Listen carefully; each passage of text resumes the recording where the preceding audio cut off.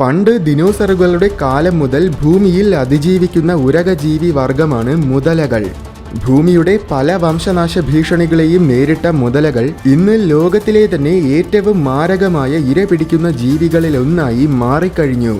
ഒറ്റ കടിയിൽ ഇരകളുടെ എല്ലുകൾ വരെ കഷ്ണങ്ങളാക്കാൻ കഴിയുന്ന തരത്തിലുള്ള ഘോരമായ കടിശക്തി, അന്ധകാരത്തിലും കാണാൻ കഴിയുന്ന തീവ്രമായ കണ്ണുകൾ, ശത്രുക്കളിൽ നിന്നും സുരക്ഷയേകുന്ന കട്ടിയുള്ള കവചം, അങ്ങനെ എല്ലാം കൊണ്ടും ഒരു ഉത്തമമായ വേട്ടക്കാരാണ് മുതലകൾ. അപ്പോൾ മുതലവർഗത്തിന്റെ വളരെ കൗതുകകരവും അത്ഭുതകരവുമായ വസ്തുതകൾ എന്തൊക്കെയാണെന്നും എന്തുകൊണ്ടാണ് ഇവയെ ലോകത്തിലെ ഏറ്റവും മാരകമായ ജീവികളിലൊന്നായിട്ട് കരുതപ്പെടുന്നതെന്നും നമുക്ക് നോക്കാം.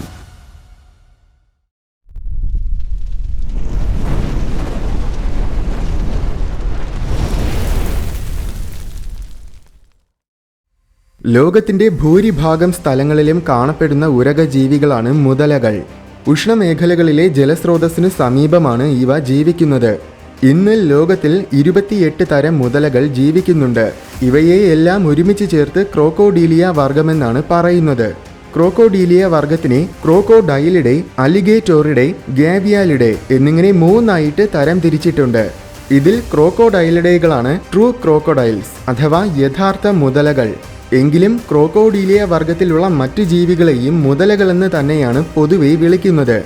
Africa, north America, Asia, Australia എന്നീ മേഖലകളിലാണ് ക്രോക്കോഡൈലിഡെ മുതലവർഗ്ഗങ്ങൾ കൂടുതലും ജീവിക്കുന്നത്. പ്രധാനമായും നോർത്ത് അമേരിക്കയിലും ഏഷ്യയിലും കാണപ്പെടുന്നവയാണ് അലിഗേറ്റോറിഡെ.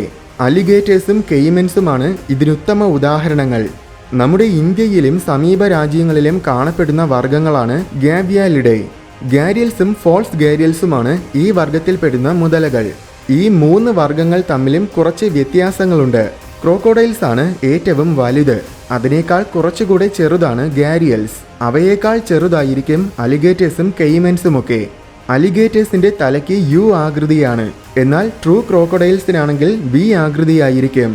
അതേസമയം ഗാരിയൽസിന്റെ തലയാണെങ്കിൽ തീരെ വണ്ണം കുറഞ്ഞതും കൂർത്ത് നീളം കൂടിയതുമാണ്. അലിഗേറ്റേഴ്സ് വായടച്ചു വയ്ക്കുമ്പോൾ അടിവരിയിലുള്ള പല്ലുകൾ കാണാൻ സാധിക്കില്ല. അതേസമയം ട്രൂ ക്രോക്കോഡൈൽസ് വായടയ്ക്കുമ്പോൾ അവയുടെ അടിവരിയിലും മുകളിലുമുള്ള പല്ലുകൾ കാണാൻ കഴിയും. അതുപോലെ തന്നെ ഗാരിയൽസ് വായടച്ചു വെച്ചാലും അവയുടെ 2 വരി പല്ലുകളും കാണാൻ പറ്റും. മുതലകൾ പല വലിപ്പത്തിലുമുണ്ട്. ആഫ്രിക്കയിൽ കാണപ്പെടുന്ന ഡ്വാർഫ് ക്രോക്കോഡൈൽസ് ആണ് ഏറ്റവും ചെറിയ ഇനം.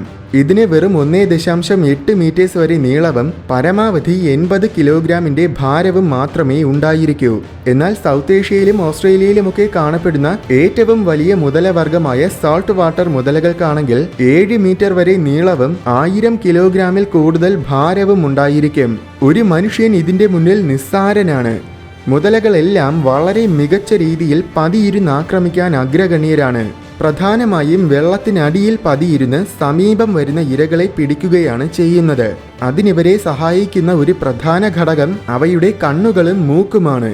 വെള്ളത്തിനടിയിൽ പതിയിരിക്കുമ്പോൾ അവയുടെ മൂക്കും കണ്ണുകളും മാത്രമേ പുറത്ത് കാണാൻ കഴിയുകയുള്ളൂ. അതിനാൽ തന്നെ വെള്ളത്തിൽ ഒളിച്ചിരിക്കുമ്പോഴും അവയ്ക്ക് ശ്വാസമെടുക്കാനും ചുറ്റും നടക്കുന്ന കാര്യങ്ങൾ കാണാനും സാധിക്കും. അതുപോലെ തന്നെ ബാക്കി ശരീരഭാഗങ്ങൾ മുഴുവൻ വെള്ളത്തിനടിയിലായതുകൊണ്ട് ഇരകൾക്ക് ഇവയെ പെട്ടെന്ന് കാണാൻ പറ്റുകയുമില്ല. വളരെയേറെ പ്രത്യേകതയുള്ളവയാണ് ഇവയുടെ കണ്ണുകൾ. മുതലകളുടെ കണ്ണുകളിലുള്ളത് നീളൻ കൃഷ്ണമണികളാണ്. മറ്റ് ജീവികളെക്കാൾ ഇത്തരം കൃഷ്ണമണികളുള്ള ജീവികൾക്ക് അവയുടെ കൃഷ്ണമണി കൂടുതൽ വിടർത്താനും ചുരുക്കാനും കഴിയും. അത് കണ്ണിലേക്ക് പ്രവേശിക്കുന്ന പ്രകാശത്തിന്റെ അളവിനെ വലിയ രീതിയിൽ നിയന്ത്രിക്കാൻ സഹായിക്കും. അതിനു പുറമെ ഇവയുടെ കണ്ണുകളുടെ റെറ്റിനയ്ക്ക് പിന്നിൽ ഒരുതരം ക്രിസ്റ്റൽസ് കൂടെയുണ്ട്. ഈ ക്രിസ്റ്റൽസ് കണ്ണിനുള്ളിൽ വരുന്ന പ്രകാശത്തിനെ തിരിച്ച് വീണ്ടും റെറ്റിനയിലേക്ക് പ്രതിഫലിപ്പിക്കും. അപ്പോൾ കൂടുതൽ തെളിഞ്ഞ രീതിയിൽ അവയ്ക്ക് ചുറ്റുമുള്ള കാര്യങ്ങൾ കാണാനാകും. ചുരുക്കി പറഞ്ഞാൽ മുതലകൾക്ക് രാത്രിയിലും വളരെ മികച്ച രീതിയിൽ കാഴ്ചശക്തിയുണ്ടായിരിക്കും. മുതലകളുടെ കണ്ണുകളിൽ 3ാമതൊരു കൺപോള കൂടെയുണ്ട്. അത് കാരണം അവയ്ക്ക് വെള്ളത്തിനടിയിലും കണ്ണ് തുറന്നു വെക്കാനാകും. കരയിൽ മുതലകൾക്ക് വേഗത വളരെ കുറവാണ്. അവയ്ക്ക് പരമാവധി 18 km/h വേഗത്തിൽ മാത്രമേ ഓടാൻ കഴിയൂ. അതും വളരെ കുറച്ചു ദൂരം മാത്രം. എന്നാൽ വെള്ളത്തിലാണെങ്കിൽ ഇവ 35 km/h വേഗത്തിൽ വരെ നീന്തും. ഇവയുടെ ശക്തമായ വാലുകളാണ് ഇവയെ ഇത്ര വേഗത്തിൽ നീന്താൻ സഹായിക്കുന്നത്. ഇവയുടെ തലയിൽ വരെ മുഴുവൻ കട്ടിയുള്ള കവചമാണെങ്കിൽ പോലും അത് മനുഷ്യന്റെ കൈവിരലുകളേക്കാൾ ഒരുപാട് സെൻസിറ്റീവാണ്. കാരണം ഈ കട്ടിയുള്ള തൊലി നിറയെ ഡെർമൽ പ്രഷർ റിസപ്റ്റേഴ്സ് എന്ന ഒരു തരം സെൻസേഴ്സ് ഉണ്ട്. ഇത് കാരണം വെള്ളത്തിലുണ്ടാകുന്ന തീരെ ചെറിയ വ്യതിയാനം പോലും മുതലകൾക്ക് മനസ്സിലാക്കാൻ കഴിയും. അത് വെള്ളത്തിനടിയിൽ ഇരകളെ തേടുന്ന സമയത്തിൽ വളരെ വലിയൊരു സഹായമാണ്. പക്ഷേ മുതലകളുടെ ഏറ്റവും വലിയ പ്രത്യേകത എന്നത് അവയുടെ ഭയാനകമായ വായാണ്. ലോകത്തിലെ തന്നെ ഏറ്റവും കൂടുതൽ കടിശക്തിയുള്ള ജീവി മുതലയാണ്. ഏറ്റവും വലിയ വർഗമായ സോൾട്ട് വാട്ടർ മുതലകൾക്ക് 3700 PSI ശക്തിയിൽ വരെ കടിക്കാനാകും. താരതമ്യേന പറഞ്ഞാൽ ഒരു ശരാശരി സിംഹത്തിന്റെ കടിശക്തി എന്നത് 1000 PSI ആണ്. അതേസമയം ഒരു ശരാശരി മനുഷ്യനാണെങ്കിൽ ഏകദേശം 150 PSIയിലായിരിക്കും കടിക്കുന്നത്. അവയുടെ തലയുടെ വശങ്ങളിലുള്ള ബൃഹത്തായ പേശികൾ ഉപയോഗിച്ചാണ് മുതലകൾ ഇത്രയും ശക്തിയിൽ കടിക്കുന്നത്. ഒരു രസകരമായ കാര്യം എന്താണെന്നാൽ ഇത്രയും ശക്തമായിട്ട് കടിക്കാനാകുമെങ്കിലും വായ് തുറക്കാനാണെങ്കിൽ തീരെ ദുർബലമായ പേശികളാണ് അവ ഉപയോഗിക്കുന്നത്.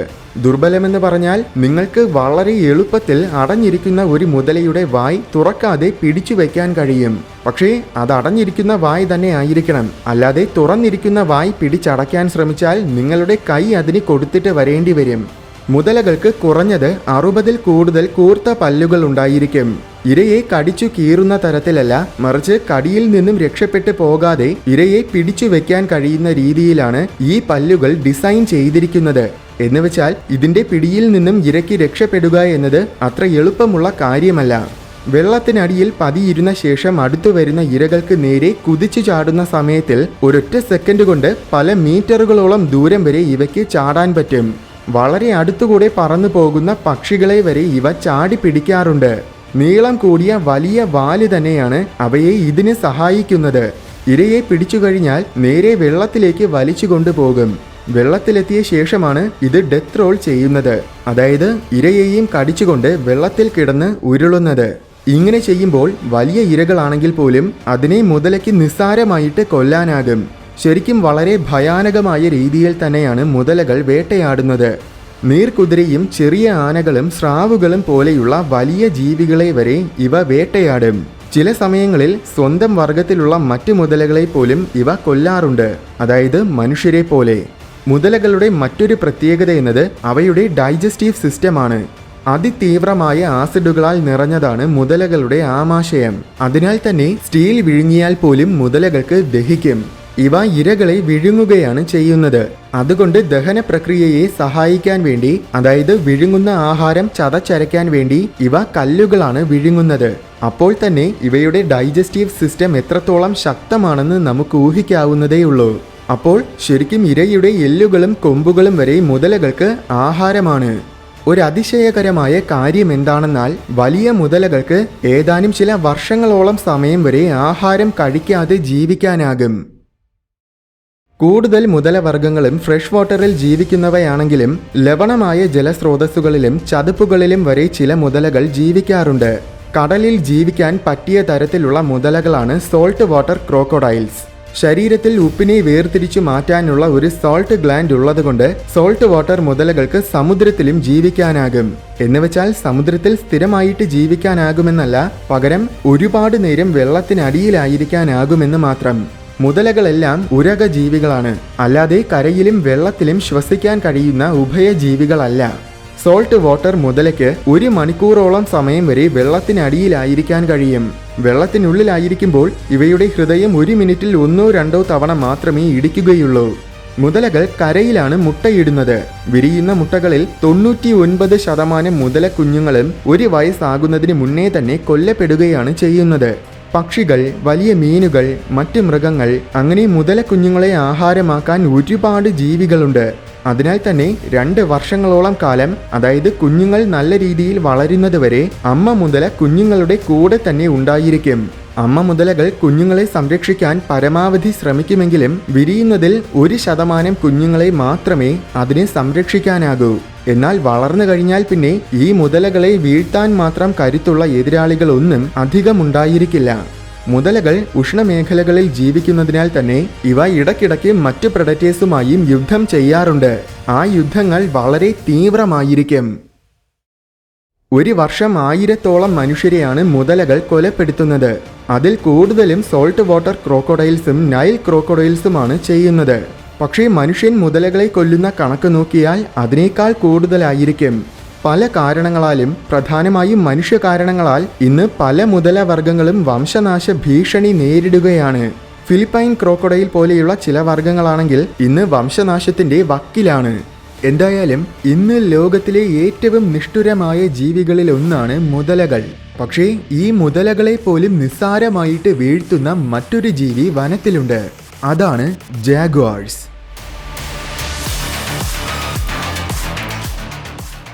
വീഡിയോ ഇഷ്ടമായെങ്കിൽ ലൈക്ക് ചെയ്യണമെന്നും ഇതുപോലെ കൗതുകവും വിജ്ഞാനവും നിറഞ്ഞ കൂടുതൽ വീഡിയോസ് കാണാനായിട്ട് ഈ ചാനൽ മറക്കാതെ സബ്സ്ക്രൈബ് ചെയ്യണമെന്നും ഓർമ്മിപ്പിക്കുന്നു.